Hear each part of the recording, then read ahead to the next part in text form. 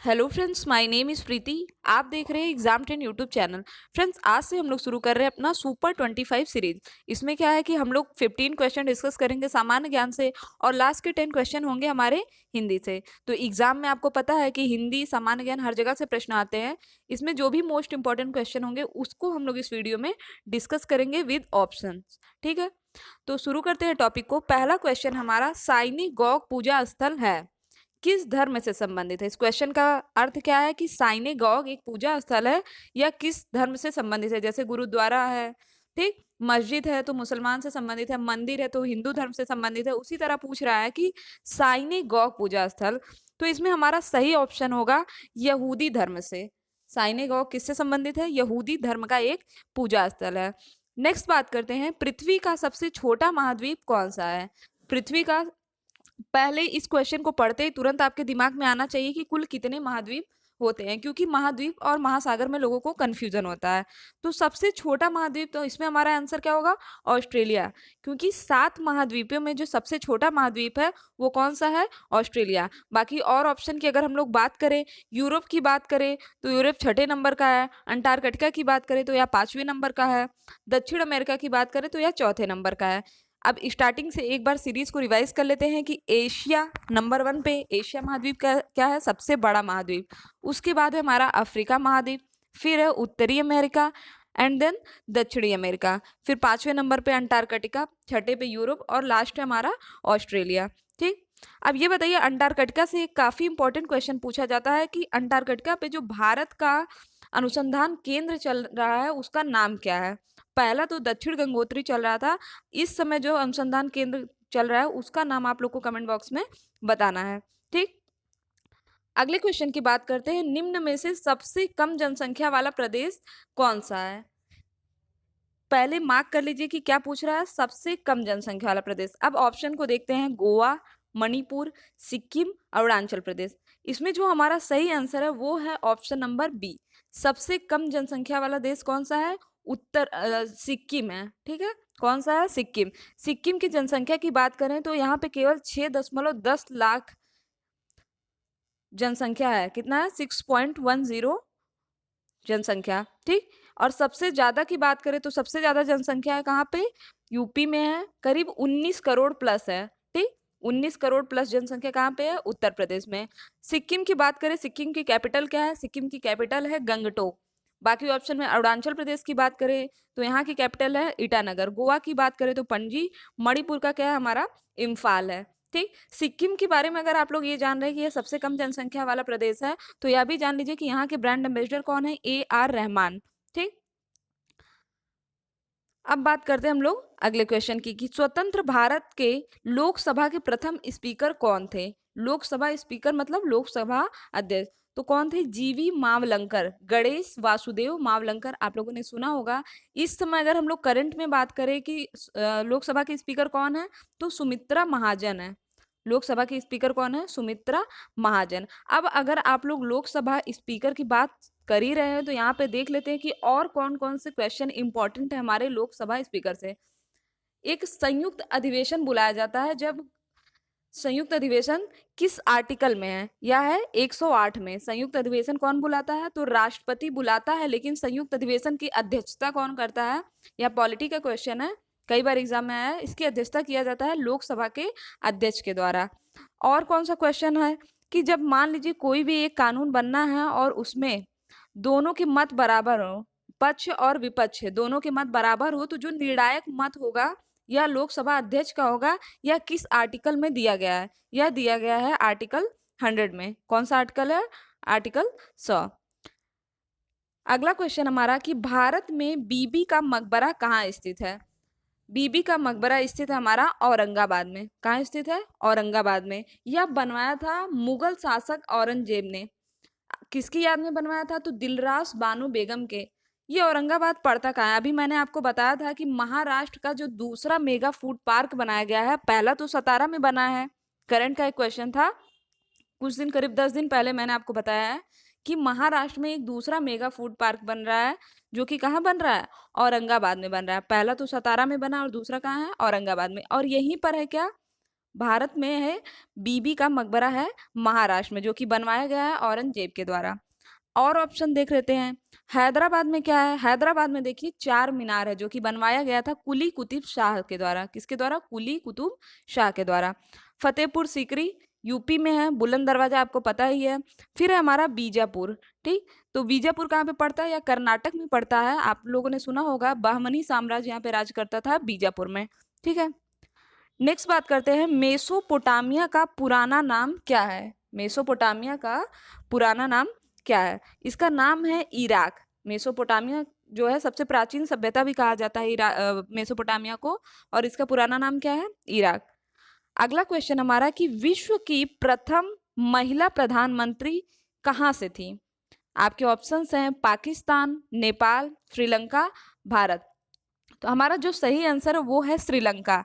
श्रीलंका में 1960 में यहाँ की प्रधानमंत्री बनी थी सिरिमाओ भंडार नाइके। देखिए, इनको विद्या देवी भंडारी से कंफ्यूज मत करिएगा, यह नेपाल की हैं विद्या देवी भंडारी, जबकि सिरिमाओ भंडार नाइके क्या है? विश्व की पहली महिला प्रधानमंत्री। श्रीलंका की कैपिटल की बात करें तो यहाँ की कैपिटल है कोलंबो। श्रीलंका की कैपिटल क्या है? कोलंबो। और विश्व की प्रथम महिला प्रधानमंत्री भी यहीं से। पाकिस्तान की पहली महिला प्रधानमंत्री कौन थी? या फिर आप कह लें पाकिस्तान या किसी भी इस्लामिक देश की पहली महिला प्रधानमंत्री, या थी बेनजीर भुट्टो। ठीक, पाकिस्तान की कैपिटल कहाँ है? पाकिस्तान की कैपिटल हमारा इस्लामाबाद। ठीक है, थर्ड ऑप्शन है हमारा नेपाल। नेपाल की बात आती है तो यहाँ की जो पहली महिला प्रधानमंत्री थी वो थी विद्या देवी भंडारी। मैंने आपको बताया कि विद्या देवी भंडारी को सिरिमाओ भंडार नायके से कंफ्यूज मत करिएगा। ठीक, नेपाल की कैपिटल क्या है? काठमांडू। उसके बाद भारत की बात करते हैं तो भारत का सबको पता है कि भारत की कैपिटल दिल्ली है, और यहाँ की जो पहली महिला प्रधानमंत्री थी वो कौन थी? इंदिरा गांधी थी। अब हम लोगों ने यहाँ पे तो जितनी भी महिला प्रधानमंत्री हैं जिस भी देश के और विश्व के, पढ़ लिया है। अब ये बताइए कि जो हमारे विश्व की पहली महिला राष्ट्रपति कौन थी? तो विश्व की पहली महिला राष्ट्रपति हैं मैरिया इजाबेल।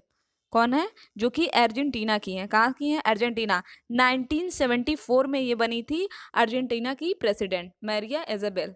ठीक, अगला हमारा निम्नलिखित में से कितने कभी भी अखिल भारतीय राष्ट्रीय कांग्रेस के अध्यक्ष का पद ग्रहण नहीं किया? ठीक, यहाँ कितने लिखा जबकि क्या होना चाहिए? किसने? तो आपके ऑप्शन है William Wedderburn, George Yule, A O Hume और हेनरी कॉटन। इसमें हमारा जो सही आंसर है वो है A O Hume, Allan Octavian Hume.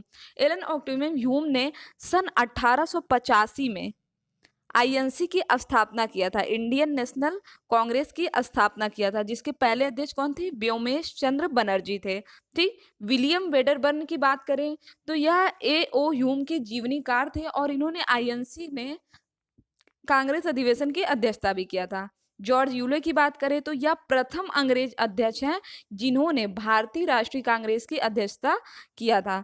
कौन कब किया था? तो 1888 में किया था, इलाहाबाद में यह अधिवेशन हुआ था। ठीक, जॉर्ज यूले आईएनसी के प्रथम अंग्रेज अध्यक्ष हैं। ठीक, नेक्स्ट बात करते हैं, यदि राज्य किसी नीति निर्देशक तत्व को लागू करने से इनकार करता है तो नागरिक किसकी शरण में जाएगा? नीति निर्देशक तत्व के बारे में पहले जान लीजिए। यह है आर्टिकल 36 से लेकर के 51 तक में। बात आती है कि कहाँ से लिया गया है, क्योंकि कहा जाता है कि जो भारतीय संविधान या खिचड़ी संविधान है, इसमें हर देश से कुछ ना कुछ चीजें जो भी सही लगी वो ले लिया गया है। तो आयरलैंड से लिया गया है राज्य के नीति निर्देशक तत्व, और यह आर्टिकल 36 से 51 के बीच में। अब ये पूछ रहा है क्वेश्चन कि अगर यह राज्य लागू नहीं करता जो नीति निर्देशक तत्व है तो कोई भी व्यक्ति कहाँ पे जा सकता है? सर्वोच्च न्यायालय में, उच्च न्यायालय में, दोनों में से किसी भी न्यायालय में, या कहीं नहीं? तो यहाँ हमारा सही आंसर क्या होगा? ऑप्शन नंबर डी, किसी भी न्यायालय में नहीं जा सकता, क्योंकि कोई भी राज्य इसे लागू करने के लिए बाध्य नहीं है। यह सिर्फ बता दिया गया है कि ये चीजें आपके लिए जरूरी है, अगर आप करेंगे तो अच्छा है, नहीं करेंगे तो आपकी मर्जी। ठीक, नेक्स्ट बात करते हैं, केरल के राजा रवि वर्मा एकलव्य प्रतिष्ठित क्या है? नर्तक थे, चित्रकार थे, कवि थे, या गायक थे? तो इसमें हमारा सही आंसर क्या होगा? चित्रकार थे। ठीक, रवि वर्मा एकलव्य क्या थे? चित्रकार थे। केरल के बारे में कुछ फैक्ट की बात करें तो केरल में देखिए यहाँ की कैपिटल है तिरुवनंतपुरम, और जो करंट की बात करें तो विश्व की सबसे बड़ी पक्षी मूर्ति कहाँ बनने वाली है? केरल में। ठीक, और यह पक्षी मूर्ति किसकी होगी? जटायु की होगी। मैंने आपको करंट अफेयर में पढ़ाया था कि कहाँ होने वाला है यह? केरल में। ठीक, अगला क्वेश्चन हमारा, भारत में वित्त आयोग का मुख्य कार्य क्या है? वित्त आयोग का मुख्य कार्य है केंद्र व राज्यों के बीच राजस्व का वितरण, वार्षिक बजट तैयार करना, राष्ट्रपति को वित्तीय मामलों में सलाह देना, केंद्र व राज्यों सरकारों के मध्य विभिन्न मंत्रालयों को फंड का आवंटन करना। हमारा जो सही आंसर वो है केंद्र व राज्यों के बीच राजस्व का वितरण। ठीक, बात आती है वित्त आयोग की, तो संविधान के किस आर्टिकल में बताया गया है वित्त आयोग के बारे में? आर्टिकल 280 280 में बताया गया है वित्त आयोग के बारे में। अब यहीं से हम लोग जान लेते हैं कि धन विधेयक के बारे में किस में बताया गया है। तो 110 आर्टिकल अनुच्छेद 110 में बताया गया है धन विधेयक के बारे में, और इसी धन विधेयक से भिन्न वित्त विधेयक के बारे में बताया गया है 117 में। अच्छा ये बताइए, क्या बजट शब्द का उल्लेख है हमारे संविधान में? तो नहीं, क्वेश्चन कई बार एग्जाम में आया है, क्या हमारे संविधान में बजट शब्द का उल्लेख है? नहीं। बजट के अलावा आर्टिकल 112 में बताया गया है बजट को किससे परिभाषित किया गया है? वार्षिक वित्तीय विवरण से। ठीक, जैसे यहाँ पे देखिए सेकंड ऑप्शन में लिखा है वार्षिक बजट, तो बजट का उल्लेख है ही नहीं, उसका उल्लेख है वार्षिक वित्तीय विवरण के रूप में। अब बात करते हैं हम लोग अगले क्वेश्चन की। इंडियन नेशनल आर्मी 1942 में अस्तित्व में आई किस जगह पे? जापान में, वर्मा में, मलय में या सिंगापुर में? तो सबको पता है आईएनसी कब आई, कहाँ आई थी? सिंगापुर में। ठीक, इंडियन नेशनल आर्मी है, आईएनसी नहीं है, इंडियन नेशनल कांग्रेस हो जाएगा हमारा आईएनसी। ठीक, अगला हमारा, मोहम्मद बिन तुगलक ने अपनी राजधानी दिल्ली से किस शहर को ले जाने की योजना बनाई थी? तो दिल्ली से कहाँ लेके गया था अपनी राजधानी मोहम्मद बिन तुगलक? या लेके गया था दौलताबाद। ठीक, मोहम्मद बिन तुगलक ने अपनी राजधानी कहाँ लेके गया था? दिल्ली से दौलताबाद। अब आपको पता है कि मोहम्मद बिन तुगलक तुगलक वंश का द्वितीय शासक था। इसके पहले किसने किया था? तो इसके पहले किया था गयासुद्दीन तुगलक ने तुगलक वंश की स्थापना किया था। ठीक, और इसी समय दिल्ली के पास तुगलकाबाद नगर भी बनवाया था, तो याद रखिएगा। और सिंचाई के लिए एक जो सबसे इंपॉर्टेंट क्वेश्चन है कि सिंचाई के लिए नहर बनवाने वाला यह पहला सुल्तान था। कौन? गयासुद्दीन तुगलक। ठीक है, इनके एक पुत्र थे जूना खां, वही आगे चल के क्या बनता है? मोहम्मद बिन तुगलक। जूना खां या जौना खां के नाम से जाना जाता है। ठीक, अगला क्वेश्चन हमारा, डब्ल्यूटीओ का पूर्व में नाम क्या था? डब्ल्यूटीओ वर्ल्ड ट्रेड ऑर्गेनाइजेशन, पूर्व में इसका नाम था गैट। क्या था? गैट, GATT, जो कि चेंज हुआ है 1 जनवरी 1995, और तब से इसका नाम क्या है? डब्ल्यूटीओ। अक्सर एग्जाम में क्वेश्चन आता है कि डब्ल्यूटीओ का मुख्यालय कहाँ है, तो इसका मुख्यालय याद कर लीजिए कहाँ पे है? जेनेवा में है। ठीक, आज का हमारा लास्ट क्वेश्चन है कि निम्नलिखित में से किसकी अस्वीकृति के साथ भारत के विभाजन को रोकने की अंतिम उम्मीद भी खत्म हो गई? तो यह अस्वीकृति थी राजगोपालाचारी फॉर्मूला की। अब यहाँ जो हमारे 3 ऑप्शन दिख रहे हैं, क्रिप्स मिशन, कैबिनेट मिशन और वेवेल योजना। क्रिप्स मिशन भारत में कब आया? कई बार एग्जाम में क्वेश्चन आता है। तो यह आया था 23 मार्च 1942। कुछ जगह पे ये कहाँ मिलता है? 30 मार्च 1942 में आया था क्रिप्स मिशन। अगला हमारा कैबिनेट मिशन, तो कैबिनेट मिशन कब आया था? 1946 में। लास्ट है वेवेल योजना, वेवेल योजना आया था 1945 में। ठीक है, अब ये है हमारा सामान्य ज्ञान के क्वेश्चन समाप्त होते हैं। अब हम लोग शुरू करते हैं अपना हिंदी के क्वेश्चन। हिंदी में कौन कौन से क्वेश्चन इंपॉर्टेंट है? पहला क्वेश्चन है हमारा कि हिंदी दिवस कब मनाया जाता है? तो आपको पता है कि 14 सितंबर 1949 को हिंदी को राजभाषा के रूप में अपनाया गया, भारत की राजभाषा के रूप में अपनाया गया, और तभी से 14 सितंबर को क्या घोषित कर दिया गया कि इसको हिंदी दिवस के रूप में मनाया जाएगा। लेकिन बात आती है कि पहली बार हिंदी दिवस कब मनाया गया? तो 49 में नहीं, यह मनाया गया था 1953 में।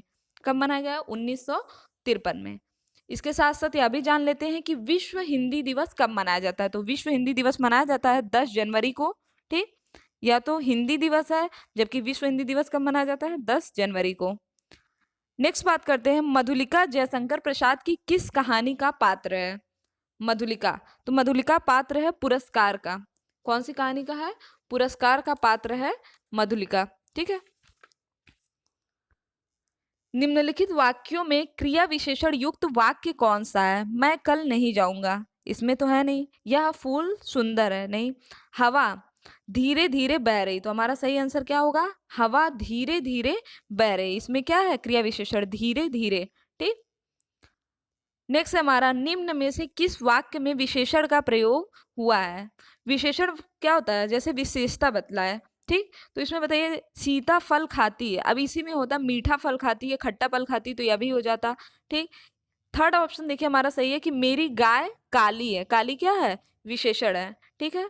तो यही हो गया हमारा, मेरी गाय काली है। नेक्स्ट बात करते हैं, त्रि की ध्वनि किसमें से उच्चारित होगी? तो उसमें हमारा सही आंसर क्या होगा? ऑप्शन नंबर ए, त धन री। राजश्री का संधि विच्छेद क्या होगा? राजश्री का संधि विच्छेद होगा राज धन ऋषि। ठीक। अगली क्वेश्चन की हम लोग बात करते हैं, यदि मेहनत करोगे तो अवश्य पास हो जाओगे, इस वाक्य में कौन सा वाचक है? तो इस वाक्य में हमारा है विस्मय वाचक। अगर मेहनत करोगे तो पास हो जाओगे। नेक्स्ट बात करते हैं, मेरा छोटा भाई प्रशांत धार्मिक पुस्तकें अधिक पढ़ता है, इस वाक्य में विधेय का विस्तार क्या है? इस वाक्य में विधेय का विस्तार है धार्मिक पुस्तकें अधिक। क्या पढ़ता है? तो धार्मिक पुस्तकें अधिक पढ़ता है, इसलिए यह क्या होगा? विधेय का विस्तार। फिर आ गया हमारा समास से क्वेश्चन, जो कि बिल्कुल रटा हुआ है कि द्वंद्व समास का उदाहरण क्या है? तो बताइए इसमें द्वंद्व समास का उदाहरण क्या होगा? छल कपट। ठीक। नेक्स्ट बात करते हैं, ऋण मुक्त समस्त पद का विग्रह क्या है? पहली बात तो अगर हम लोग बात करें कि इसमें कौन सा समास है, तो देखिए इसमें तत्पुरुष समास होगा, और अगर हम लोग इसका विग्रह करें तो इसका विग्रह होगा ऋण से मुक्ति। ठीक। क्या है? ऋण से मुक्ति। तो आज के लिए बस इतना ही। हमें जरूर बताइएगा कि आपको यह सीरीज कैसा लगा, कि इसको कंटिन्यू रखा जाए या नहीं रखा जाए। ठीक। इसके अलावा मैं आपसे कहना चाहूंगी कि अगर आपके वीडियो पे ऐड आता है, जो भी वीडियो आप देखते हैं उस पर ऐड आते हैं, तो ऐड को स्किप मत क्या करिए, ऐड को पूरा देखा करिए। ठीक। तो आज के लिए बस इतना ही। अगर आपको वीडियो पसंद आया तो चैनल को सब्सक्राइब करें, शेयर करें और लाइक करना ना भूलें। डेली अपडेट्स पाने के लिए बेल आइकन पर जरूर क्लिक करें। Thank you friends, thank you so much.